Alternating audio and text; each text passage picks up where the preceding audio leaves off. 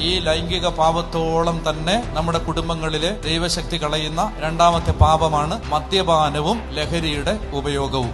മദ്യപാനവും അതിന് നിങ്ങൾ ഏതെല്ലാം മാർഗങ്ങൾ വെച്ച് ന്യായീകരിക്കാൻ ശ്രമിച്ചാലും മദ്യപാനം ബൈബിൾ അനുസരിച്ച് ഒരു തിന്മയാണ്. യേശു കാനായിൽ വെള്ളം വീഞ്ഞാക്കി എന്ന് പറഞ്ഞ് പ്രതിരോധിക്കാൻ വന്നാലും തിമോത്തിയോട് പൗലോസ്ലീഹ നീ ഒരല്പം വീഞ്ഞു ഉപയോഗിച്ചോളാൻ പറഞ്ഞു എന്ന് പറഞ്ഞ വാചകം എടുത്തുകൊണ്ട് വന്നാലും, ഇനി നിയമാവർത്തന പുസ്തകത്തിൽ നീ വീഞ്ഞു കുടിച്ച് സന്തോഷിച്ചോളുക എന്ന് പറയുന്ന പഴയ നിയമത്തിലെ വചനം കൊണ്ടുവന്നാലും ഞാൻ നിങ്ങളോട് പറയുന്നു, മദ്യപാനം നമ്മുടെ കുടുംബങ്ങളെ തകർത്ത് കളയും.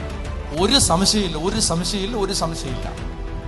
ആമോസിന്റെ പുസ്തകത്തിൽ പറയുന്നുണ്ട്, ബാഷാനിലെ പശുക്കളെ എന്ന് ആമോസ് വിളിക്കുന്നുണ്ട്. ആരെയെന്നറിയാമോ? മദ്യപിക്കുന്ന സ്ത്രീകളെയാണ് ആമോസ് വിളിക്കുന്നത് ബാഷാനിലെ പശുക്കളെ. പണ്ട് ആണുങ്ങളെ മാത്രം നോക്കി പറയേണ്ട വിഷയമായിരുന്നു ഇത്. ഇപ്പോ എല്ലാരെയും നോക്കിയാണ് ഇത് പറയേണ്ടത്. കുടുംബത്തില് മദ്യവിളമ്പ് ഇന്നൊരു സാധാരണ സംഭവമായി ക്രിസ്തീയ കുടുംബങ്ങളിൽ.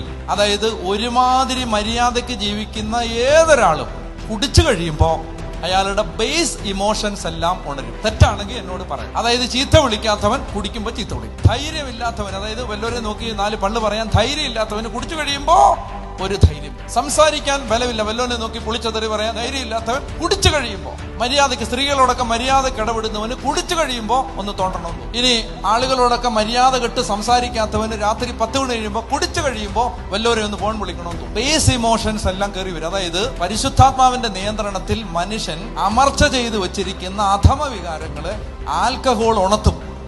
എന്നാ പരിശുദ്ധാത്മാവ് എന്താ ചെയ്യുന്നത്? പരിശുദ്ധാത്മാവ് നിറയുമ്പോ അധമ വികാരങ്ങളെ അമർച്ച ചെയ്യും. പരിശുദ്ധാത്മാവ് വരുമ്പോ വല്ലോരെയും ഫോൺ വിളിക്കാൻ തോന്നുമ്പോ പരിശുദ്ധാത്മാവ് പറയും 10 മണി കഴിഞ്ഞു വിളിക്കണ്ടെന്ന് പറയും. തോണ്ടാനുള്ളൊരു പ്രേരണ ജഡത്തിൽ നിന്ന് വരുമ്പോ പരിശുദ്ധാത്മാവ് പറയും തോണ്ടരുത്, നിന്റെ പെങ്ങളാണ് തോണ്ടുവും ചോദിക്കും. ഇത് ഓപ്പോസിറ്റ് ആണ്. കുടിച്ചു കഴിയുമ്പോ സകല കന്നത്തരവും കയറി വരും. പരിശുദ്ധാത്മാവിൽ നിറഞ്ഞ കന്നത്തരം താഴും.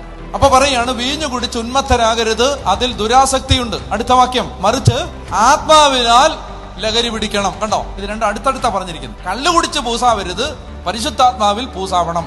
അതുകൊണ്ട് പൂസാവണമെന്ന് ആഗ്രഹം ഉണ്ടെങ്കിൽ എന്ത് ചെയ്യുക? പരിശുദ്ധാത്മാവിന് വേണ്ടി പ്രാർത്ഥിച്ചുകൊണ്ട് നടക്കും. ഭയങ്കര ലഹരിയാണ്. ഇതിനത് കുടിക്കണമെന്നൊന്നുമില്ല. അതായത് എപ്പോഴും ലഹരിയാണ്. ഇത് കള്ളു കുടിച്ചവനെ പോലാണ്. അപ്പോസ്തലന്മാര് പരിശുദ്ധാത്മാവിൽ നിറഞ്ഞപ്പോ നാട്ടുകാർ ചോദിച്ചത് രാവിലെ വെളുപ്പാങ്കാലത്തെ അടിച്ചോന്നാണ്. മനസ്സിലായോ? രണ്ടും ലഹരിയാണ്. കള്ളു കുടിച്ച് ആഹ്ലാദം, കള്ളു കുടിച്ച് 15 മിനിറ്റ് നേരത്തേക്ക് കാണത്തുള്ളൂ. അതായത് രാവിലെ എഴുന്നേൽക്കുമ്പോ കുറ്റബോധം, നിരാശ, മടുപ്പ്, വീണ്ടും അടിക്കണമെന്നുള്ള തോന്നല്. എന്നാ പരിശുദ്ധാത്മാവിൽ നിറഞ്ഞാൽ അത് 15 മിനിറ്റ് നേരത്തേക്കല്ല, നിന്റെ ജീവിതകാലം മുഴുവൻ നിലനിൽക്കുന്ന ആനന്ദം പരിശുദ്ധാത്മാവ് തരും. മദ്യപാനികളെ, പെന്തക്കുസ്തായ്ക്ക് വേണ്ടി ഒരുങ്ങിക്കൊള്ളുക.